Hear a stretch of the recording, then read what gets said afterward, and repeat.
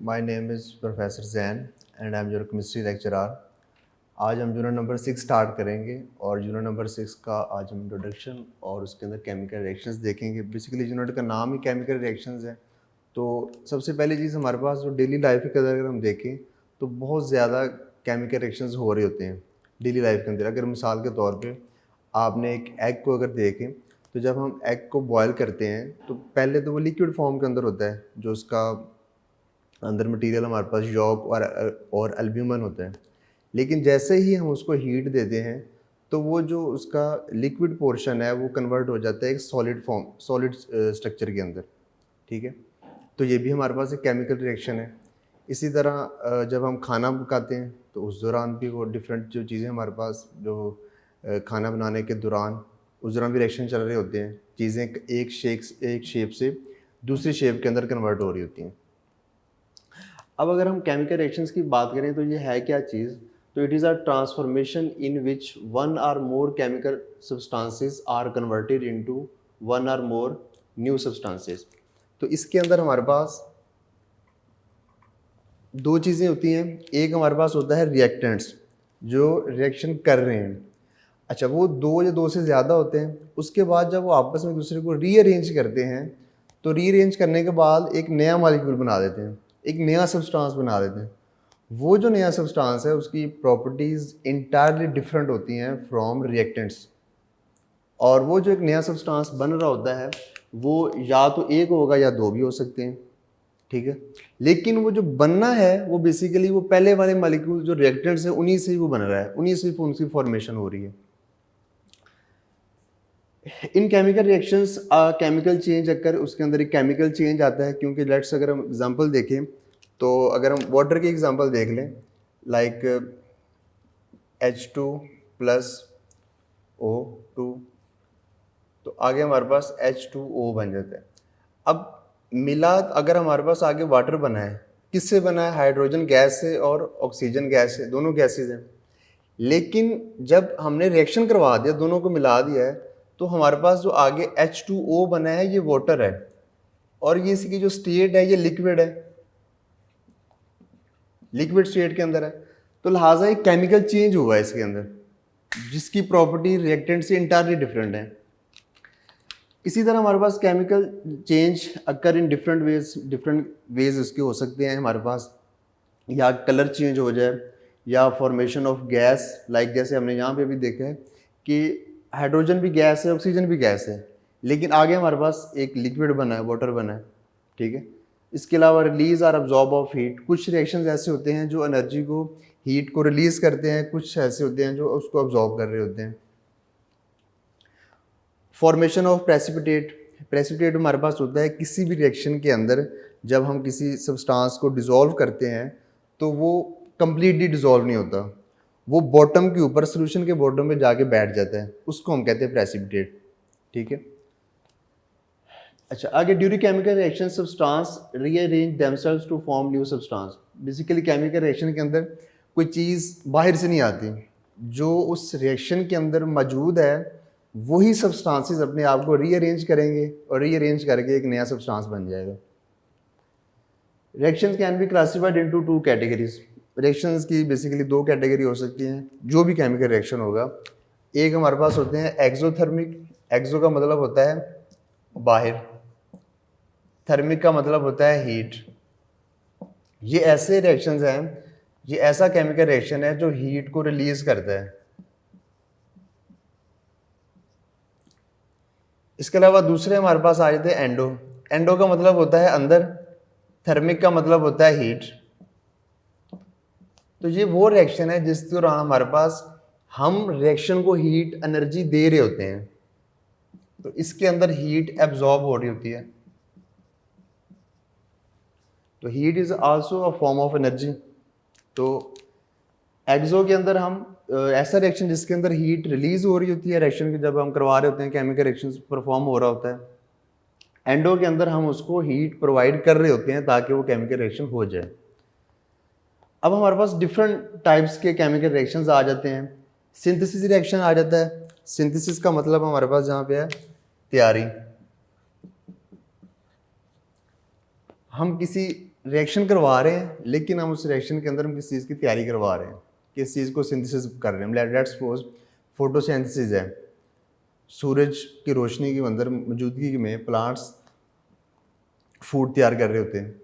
अब वो जो फूड है वो एक, अब उस ये भी एक केमिकल रिएक्शन है, लेकिन इस केमिकल रिएक्शन के दौरान ग्लूकोज तैयार हो रहा है। तो ऐसे रिएक्शन को हम कहेंगे सिंथेसिस रिएक्शन, जिस चीज़ के जिस रिएक्शन के अंदर किसी चीज़ की फॉर्मेशन हो रही हो, सिंथेसिस हो रही हो।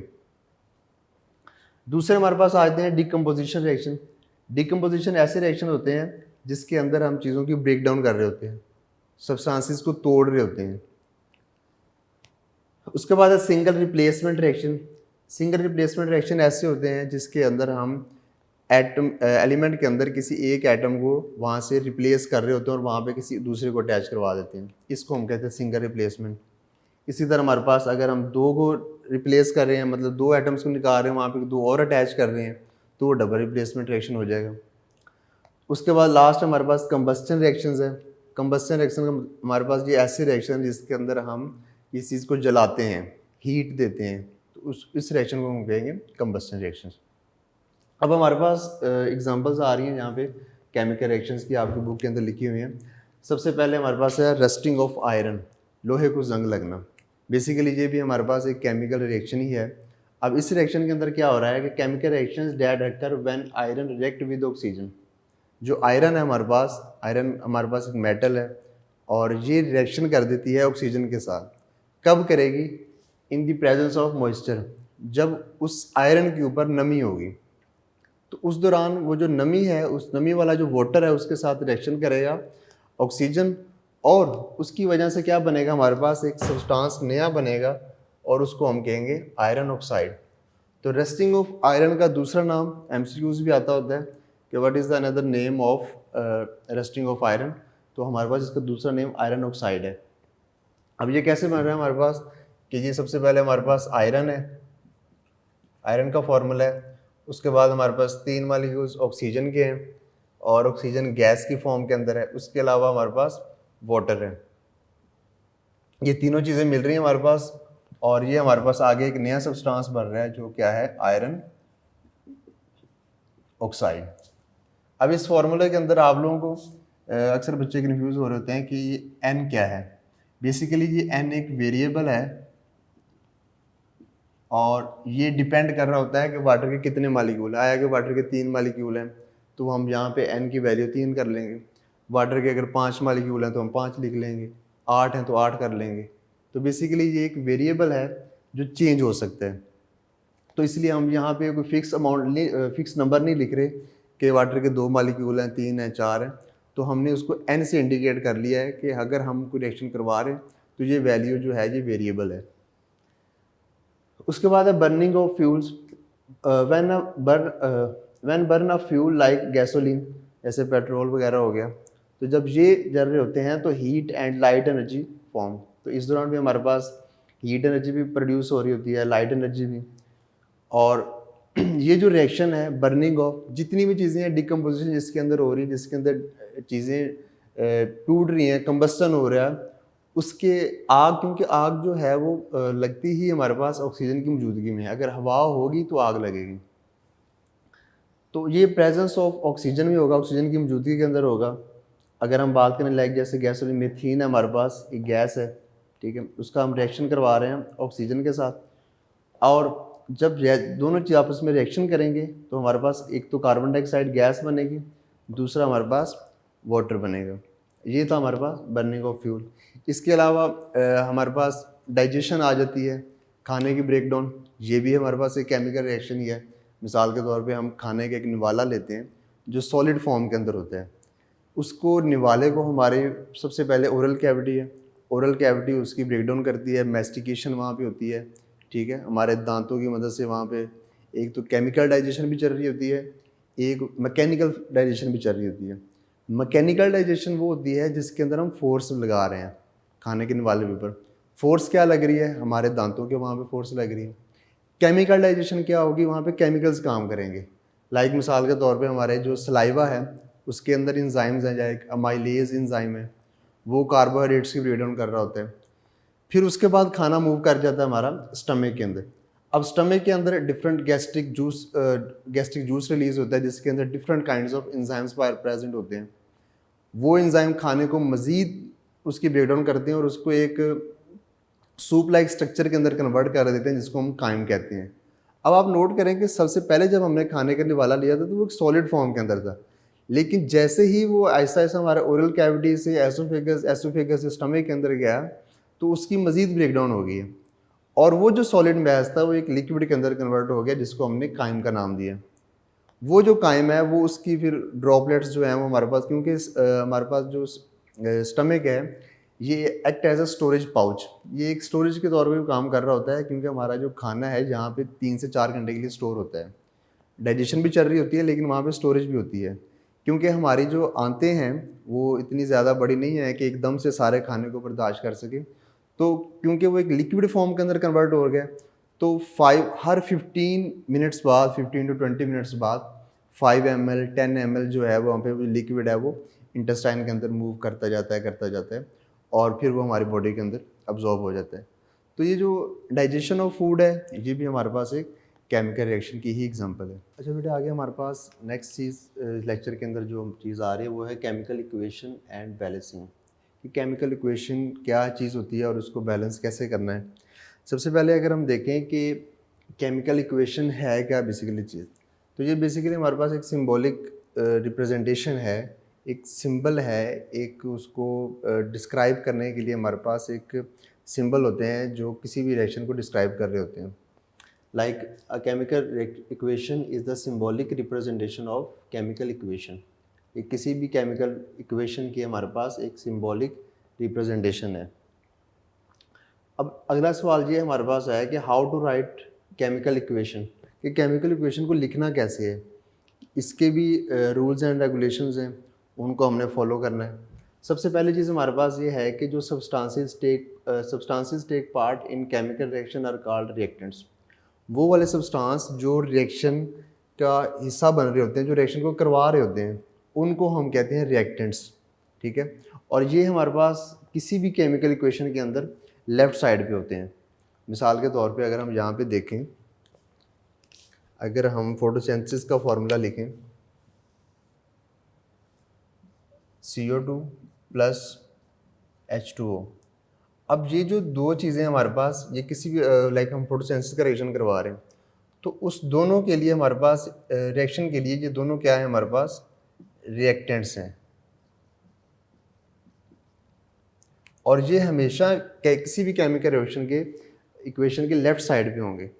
ठीक है, तो वो सब्सटेंस जो रिएक्शन के अंदर substances take part in chemical reaction are called reactants and their formula writing in left side, और इसका जो फार्मूला है ये लेफ्ट साइड पे लिखा जाता है। सेकंड चीज़ हमारे पास आती है substance that formed known as product. अब लाइक हमने यहाँ पे कार्बन डाइऑक्साइड प्लस वाटर, ये दोनों रिएक्टेंट्स हैं, दोनों को मिलाया तो हमारे पास आगे क्या बन गया, C6H12O6।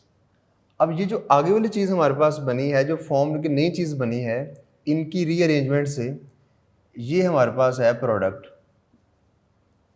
और जो प्रोडक्ट है हमारे पास ये राइट साइड पे होगा। ठीक है, और रिएक्टेंट्स हमारे पास लेफ्ट साइड पे होंगे।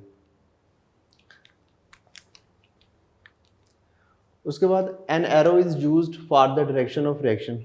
अब यहाँ पे मैंने एक एरो लगाया हुआ है, बेसिकली ये एरो इंडिकेट कर रहा है रिएक्शन की डायरेक्शन को। कुछ रिएक्शंस के अंदर आप लोग नोट करोगे कि आपको एरो इस तरह करके नज़र आएंगे। अब ये एरो इंडिकेट कर रहा है कि रिएक्टेंट्स प्रोडक्ट्स के अंदर भी कन्वर्ट हो सकते हैं, वो तो हो चुके हैं। इसके अलावा प्रोडक्ट दोबारा रिएक्टेंट्स के अंदर भी जा सकते हैं। लेकिन यहाँ पे मैंने क्या किया है कि यहाँ पे मैंने सिर्फ आप लोगों को जब फोटोसिंथेसिस का रिएक्शन शो करवाया तो वो सिर्फ मैंने एक ही एरो लगाया है। इसका मतलब है कि ये जो प्रोडक्ट मेरे पास बन गया है ये दोबारा रिएक्टेंट के अंदर कन्वर्ट नहीं हो सकता। कुछ रिएक्शंस ऐसे भी हैं जिनके अंदर प्रोडक्ट दोबारा रिएक्टेंट्स के अंदर कन्वर्ट हो जाता है, तो उसके अंदर फिर हम डबल एरो लगाते हैं। ठीक है, तो तीसरी चीज़ हमारे पास ये है कि एरो का साइन शो कर रहा होता है डायरेक्शन ऑफ रिएक्शन। उसके बाद if reactants and products are more than one, जैसे कि हमारे पास यहाँ पे 2 रिएक्टेंट्स हैं, तो मैंने दोनों के दरमियान में एक साइन लगाया, वो क्या है, प्लस का साइन है। तो अगर रिएक्टेंट्स और प्रोडक्ट्स जो हैं वो मोर देन वन है, तो हम क्या करेंगे, प्लस का साइन इस्तेमाल करेंगे उन दोनों के दरमियान में। तो ये था हमारे पास बेसिकली रूल्स थे कि हमने केमिकल इक्वेशन को कैसे लिखना है। पहली चीज़ थी हमारे पास रिएक्टेंट्स, जो हमने लेफ़्ट साइड पे लिखने हैं, ठीक है। उसके बाद दूसरी चीज़ हमारे पास आ जाते हैं प्रोडक्ट्स, जो नई चीज़ बन रही है, वो जो प्रोडक्ट हैं वो बेसिकली हमारे पास राइट साइड पे होंगे। उसके अलावा तीसरी चीज़ थी हमारे पास एरो का साइन। एरो का साइन बेसिकली इंडिकेशन कर रहा होता है रिएक्शन की डायरेक्शन को, कि रिएक्शन की डायरेक्शन क्या है। और 4 वाली चीज़ हमारे पास ये थी कि अगर हमारे पास रिएक्टेंट्स और प्रोडक्ट्स मोर देन वन है, मतलब 2 से ज़्यादा हैं, 1 से ज़्यादा आ रहे हैं, तो हम क्या करेंगे कि उन दोनों के दरमियान में एक प्लस का साइन इस्तेमाल करेंगे। अच्छा, उसके बाद जब हमने रिएक्शन लिख लिया, लिखने के बाद हमारे पास in the end add symbol, हमने कुछ रिएक्शंस के दरमियान में कुछ सिंबल ऐड करने होते हैं। मिसाल के तौर पे जैसे एस है, तो अगर किसी भी रिएक्शन के अंदर एस लिखा हुआ है तो एस फॉर सॉलिड है, कि वो जो एलिमेंट है वो सॉलिड फॉर्म के अंदर है। आई अगर होगा तो वो आई फॉर लिक्विड। अगर जी लिखा हुआ है तो जी फॉर गैस। इसी तरह अगर ए और क्यू है तो वो इंडिकेट करेगा फॉर एक्वस, और अगर पीपीटी है तो ये इंडिकेट करेगा प्रेसिपिटेट्स को। प्रेसिपिटेट्स मैंने आप लोगों को पहले भी बताए थे कि जब हम कोई भी केमिकल रिएक्शन परफॉर्म कर रहे होते हैं तो उस दौरान कुछ सब्सटेंसेस ऐसे होते हैं जो डिज़ोल्व नहीं होते और वो सोल्यूशन के बॉटम के अंदर जाके बैठ जाते हैं। तो वो जो हमारे पास बॉटम के अंदर जाके बैठ गए हैं, बॉटम में जाके बैठ गए हैं, वो हमारे पास कहलाते हैं प्रेसिपिटेट्स। अब हमारे पास एग्जांपल आ रही है, एग्जांपल नंबर 1 है, जिसके अंदर हमने देखना है, क्योंकि हमने पीछे स्टेप्स पढ़ लिए हैं। अब स्टेप पढ़ने के बाद हमारे पास ये है कि हमने कैसे लिखना है उसको। एक हमारे पास एक्सपेरिमेंटल है, जैसे सबसे पहले right a formula of reactants. सबसे पहली चीज़ हमारे पास रिएक्टेंट्स आ जाएंगे, उनका फार्मूला लिखेंगे। सेकंड चीज़ हमारे पास आ जाती है पुट एन एरो। फिर हम एक एरो का साइन शो करेंगे, और एरो का साइन हम पहले भी डिस्कस कर चुके हैं कि एरो बेसिकली इंडिकेट कर रहा होता है डायरेक्शन ऑफ रिएक्शन को। थर्ड चीज़ हमारे पास है right the formula of products. अब हमें रिएक्टेंट्स हमारे पास मिले हैं तो हमने प्रोडक्ट का फार्मूला लिख दिया है। उसके बाद बैलेंस द केमिकल इक्वेशन। अब हमने केमिकल इक्वेशन को बैलेंस भी करना है। लाइक अगर मिसाल के तौर पे अगर हमारे पास यहाँ पे H2 है और O2 है, लेकिन जहाँ आगे हमारे पास अगर प्रोडक्ट की बात करें तो प्रोडक्ट के अंदर सिर्फ एक ऑक्सीजन का मॉलिक्यूल है जो वाटर बना रहा है, तो हमने उसकी बैलेंसिंग के लिए क्या कर देना है कि वाटर के साथ 2 लगा देना है और उसके साथ हाइड्रोजन के साथ भी 2 से उसको मल्टीप्लाई कर देना है। अब इस तरह हमारी जो इक्वेशन है जी बैलेंस हो जाएगी। लास्ट पे हमारे पास है ऐड सिंबल्स। हमने सिंबल्स ऐड कर दिए हैं। हमने लास्ट पीछे भी पढ़ा था कि कोई भी एलिमेंट है, उसके मॉलिक्यूल है, एटम में कोई भी चीज़ है, तो उसके नीचे हमारे पास एक लिखा होगा एस, आई, ए क्यू या पीपीटी। बेसिकली ये इंडिकेट कर रहे होते हैं कि वो सॉलिड फॉर्म के अंदर है, लिक्विड फॉर्म के अंदर है, एक्वस फॉर्म के अंदर है। तो हाइड्रोजन की अगर बात करें तो ये गैस है, तो इसके लिए हम जी इस्तेमाल कर रहे हैं। इसी तरह ऑक्सीजन की अगर बात करें तो ये भी एक गैस है, इसके लिए भी जी इस्तेमाल कर रहे हैं। और उसके बाद हमारे पास जो प्रोडक्ट बना है वो वाटर है, वहाँ पे हम आई के इस्तेमाल कर रहे हैं। बेसिकली ये इंडिकेट कर रहा है कि ये लिक्विड फॉर्म के अंदर है। तो इस लेक्चर के अंदर हमने ये सीखा है कि हमारे पास कोई भी केमिकल रिएक्शन है, वो उसको लिखने का रूल्स एंड रेगुलेशन क्या है, उसके स्टेप क्या हैं, और उसके अंदर हम जो डिफरेंट टर्म्स इस्तेमाल करते हैं, एस की, आई की, पीपीटी की, ए क्यू की, तो वो किस चीज़ के लिए हैं।